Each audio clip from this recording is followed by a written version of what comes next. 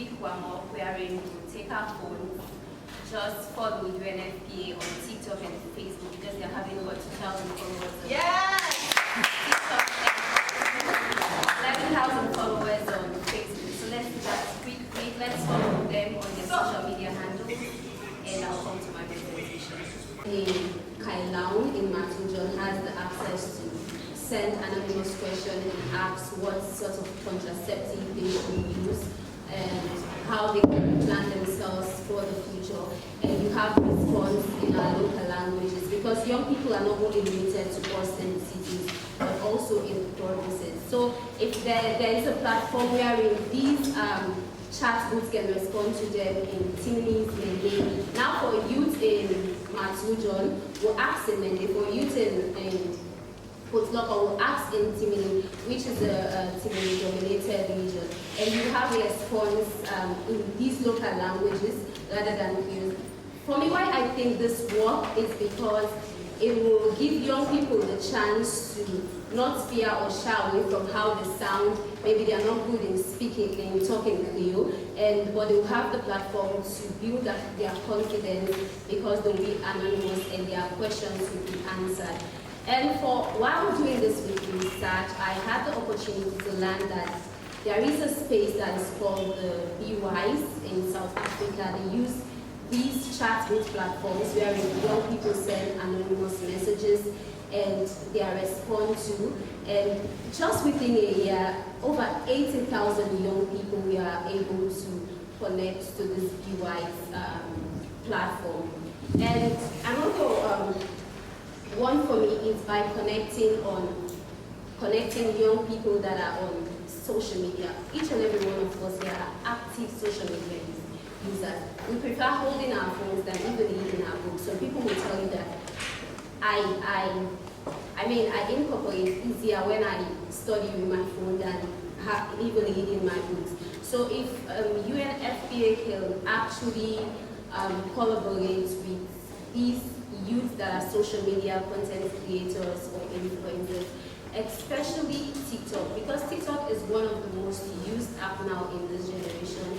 And so for that, according to an insider says, it's only 20% of women that are using modern contraceptives, but yet we have 74% of young people that are actively into TikTok. That tells you that TikTok is an app on tap tool that we can use to actually bridge the knowledge gap towards informal education.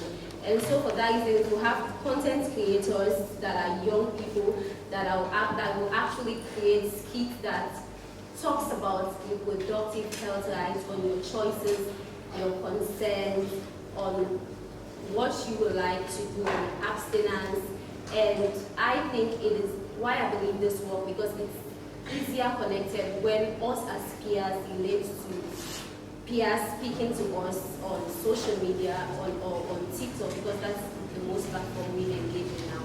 And also using social media campaigns on Facebook and Instagram Reels, we often see that even though we're not interested in some things that pop up in our phones, like this Facebook ads, but we are forced to watch them, we are forced to read them. In as much as most of these apps that we use as young people, that the increase in us using the chat GPT that most of us use now, this chat GPT most times gives us information that are not authentic.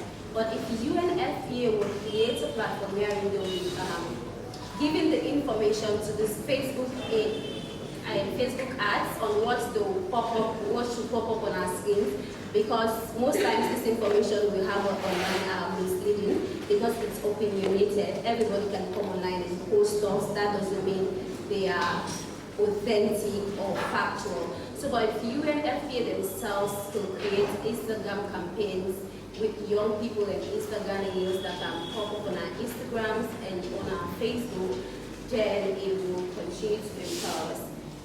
And not have access to phone. That was why I stated digital platforms and technology does not only have to do with social media.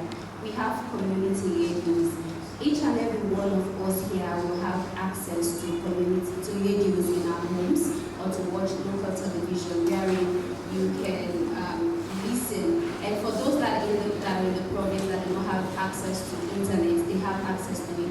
And also for those that cannot read and write, that is why, but if they have phones, it goes both ways, hand in hand. But if they have phones, you can see, that was why we have the WhatsApp audio short grammar kits, where it is 2 minutes audio recording on sexual reproductive health, where you need to pop up in your phone, then you have the chance to listen. And that was why I emphasized on the need of having these questions to be responded on local languages, assuming you cannot talk or hear then it will be translated in your local language. If you're teaming your living in the province, then it makes it easier for you, and it's also accessible. Whether you have phones, you have it. If you can only write, you have the audio, and it's translated in the local language. It goes hand in hand, and it makes it easier that way. And so someone asked again how technology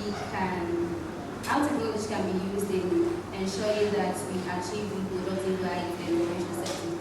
Each and every one of us here in this room can attest to the fact that technology plays a very vital and important role in accessing information. So that is to tell you that social media have increased to a point that each and every one of us are working in this street, and we heavily rely on our phones.